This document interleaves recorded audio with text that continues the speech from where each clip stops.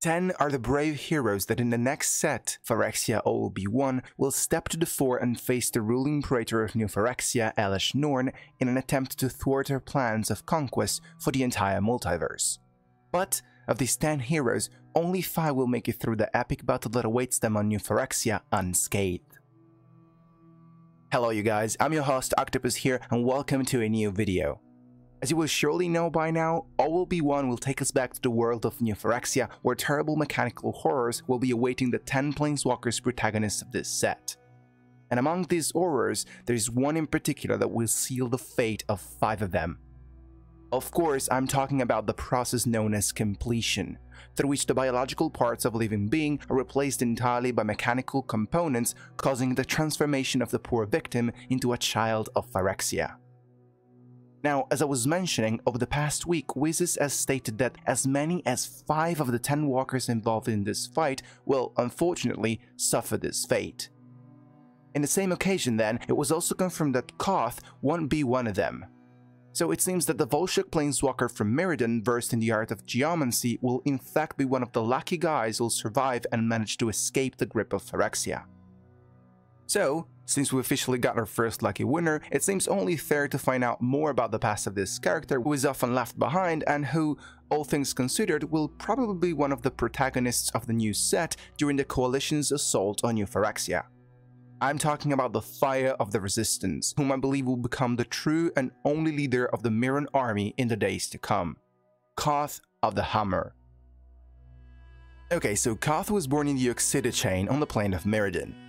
He was a member of the Hammer tribe, and soon his magical powers began to manifest in the form of geomancy, or the ability to interact with rocks and minerals in a very unique way.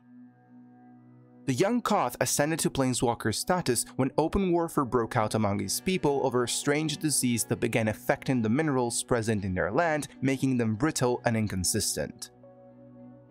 Koth eventually helped fixing the situation and restoring the peace through his earth magic, which allowed him to purify the affected ores, but what had happened was actually only the beginning, because the state of decay of the metal was in reality symptomatic of a much deeper corruption which took the name of Phyrexia.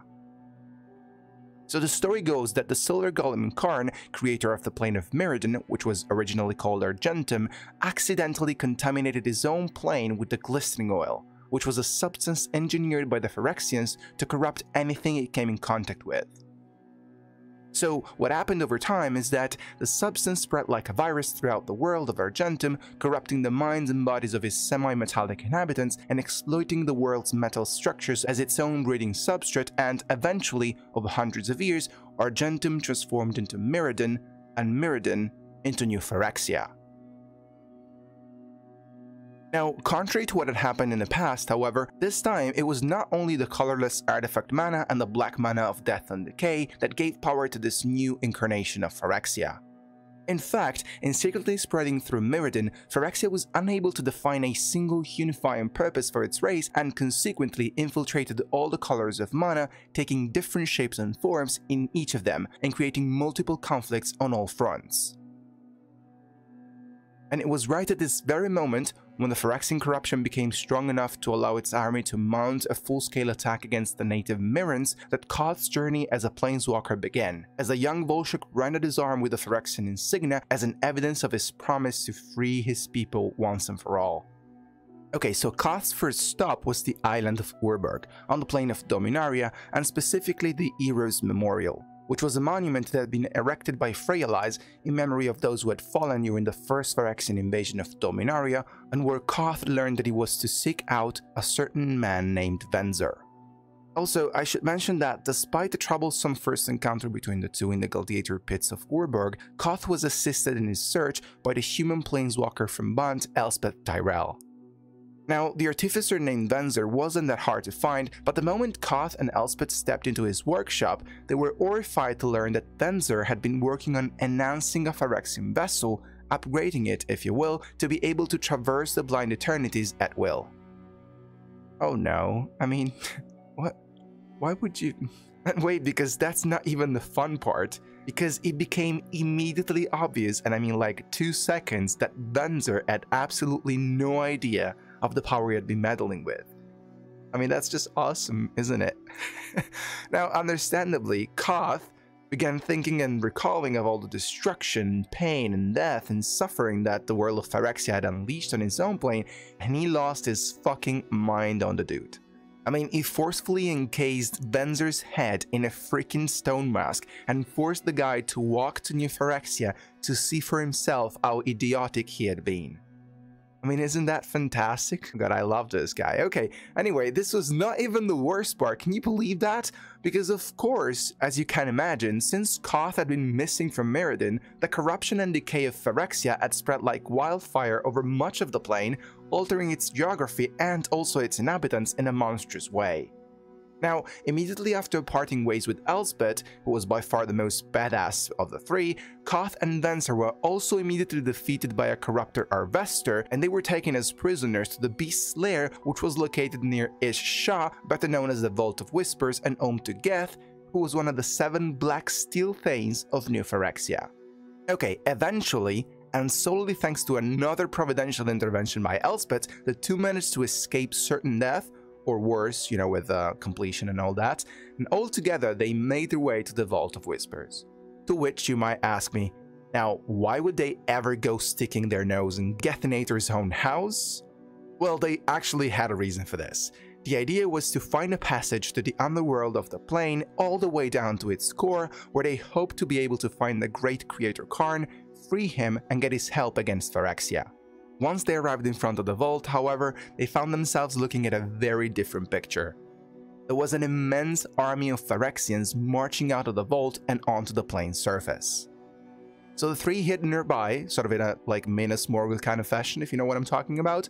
They awaited for the army to pass for several hours, and only then they headed towards the vault's entrance and began their descent towards Mirrodin's core. And what do you know? After several ambushes, gruesome battles, and complications of various kinds, Koth and his companions even managed to establish contact with a group of Mirrodin rebels and enlist them in their search for Karn. Now, the journey to Karn's throne room weighed heavily on all the members of the group, but in particular on Venser, whose contributions proved to be fundamental on several occasions in order not to die prematurely. So eventually, and also helped by Tezzeret, who, you know, just likes to change his sides like he changes clothes, Koth and his companions finally reached the throne room, but all they could find there was just a shell that only mildly resembled a being that they knew as Karn. What had happened is that even the great creator had fallen victim to the glistening oil, as his art had slowly surrendered to the corruption of Phyrexia. In addition to that, Venser also informed the group that, judging by the state it was in, the golem's agony had to have been lasting for many years, and that his time had most probably almost run out. So at this moment, understanding the gravity of the situation and the implications that it could have on the entire multiverse, Venser decided to man up and take the single most useful decision that he could ever take. He used up all his remaining strength and sacrificed his life and spark to heal Karn and cleanse him of the Phyrexian corruption. I mean, I don't think that Koth had envisioned anything like this forcing Venser into New Phyrexia, but hey, he sure as hell is happy now that the kid has resurrected his creator, right? And in fact, Venser's sacrifice worked just fine, and Karn, now restored to soundness of mind and body, led Koth and his group to the surface, ordering them to prepare for the battle for the reclamation of Mirrodin. But of course, the new set is called Phyrexia All Will Be One, so something must have definitely gone wrong. And in fact, no matter how hard Karn, Koth, and the whole Mirror Resistance tried, there was absolutely no way to turn the tide on the surface. And that is actually an understatement, because the rebels managed to suffer fewer losses than they should have, only due to the internal conflicts that developed between the 5 representatives or praetors of the unique shapes that Phyrexia took in each of the 5 colors of the spectrum. However, this situation was not to last, and soon enough the White Praetor Elish Norn gained more and more influence that eventually spilled even beyond her territory. So, she eventually defeated the Black Praetor Sheoldred and the Red Praetor Urborg's armies in battle and effectively conquered their territories, submitting them to her rule.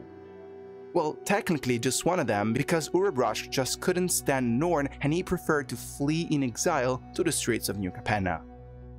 Anyway, sometime after this, the exponents of the resistance, Koth included, learned that the 5 praetors were about to meet in the throne room to elect a new father or mother of the machines, meaning an effective leader amongst the praetors who'd rule over the others and bring the glory of New Phyrexia across other planes as well.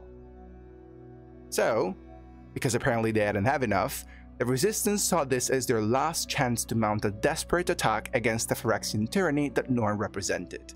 And the keyword here is desperate, because soon after, Koth and Elspeth led a large army in one last great battle of defiance that took place in the heart of Elesh Norn's realm.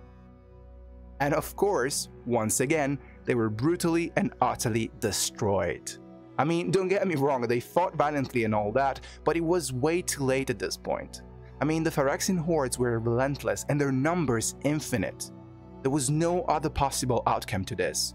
The Resistance failed, and Mirrodin was lost. But hey, who am I to stop people from blowing themselves up, right? And in fact, in the closing stages of the battle, Koth prepared to detonate an extremely powerful spell bomb in a desperate attempt to halt the Phyrexian advance. So, ready to even sacrifice his life for this, Koth forced Elspeth to planeswalk away to protect her and set off the bomb. I mean, you know that you're not gonna stop them, so why would you? Whatever. Of course, that's not the end of the story though, because old Stony Koth here had more than one trick up his sleeve, and he somehow managed to escape unarmed through the bowels of the Furnace Lair, and also to rejoin the other rebels and what little remained of the Resistance. Now, you don't need me to tell you that obviously the spell bomb did not stop the advance of Phyrexia at all. In fact, the 5 praetors assembled in the throne room as if nothing had happened and ended up naming Elesh Norn as new ruling praetor of the plane and first mother of the machines. And it is from there that she would then go on and set the events of Dominaria United and the second Phyrexian invasion of Dominaria in motion. Koth, meanwhile, continues to collaborate with what remains of the Resistance, hoping that sooner or later Phyrexia will fall and his people will be free of the shadow looming over their homeplane once and for all. Well, maybe that will be in the next set, who knows, right?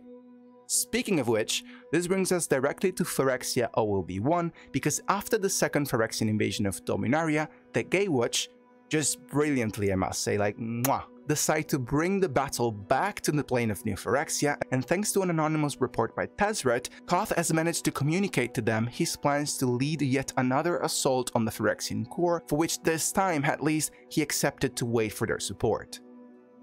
And in addition to that, there's also another character whom I believe will have a pivotal role to play in this story, and that is Urborg, the rogue praetor who opposed Elesh Norn and recently also proposed an alliance to Koth to face together the common enemy. I guess we'll just have to wait and see what comes out of that, but it surely has some potential to me. Okay, and that was the end of Koth's story up to this moment, guys. Now you're all set and good to go into the next set coming your way on February 10th. I personally believe that a lot more space will be given to this character going into OLB1, and I'd be kind of disappointed if this was not the case. I mean, it's his home after all. It just makes sense for him to be on the front line, right? And as always, guys, I'm gonna throw this back to you. So what do you think will be of Koth going into OLB1? Will he be one of the protagonists of the war to come, or just a minor actor on the stage? Let me know in the comments section down below. As always, I want to thank you all so much for watching and for sticking around until the very end of this video. If you like what we do here on this channel, don't forget to show us some love by liking this video, sharing it with your friends, and hitting that big beautiful subscribe button, which really makes a great difference. Okay, so this is all I had for you guys today. My name is Octopus, and I will see you in the next one.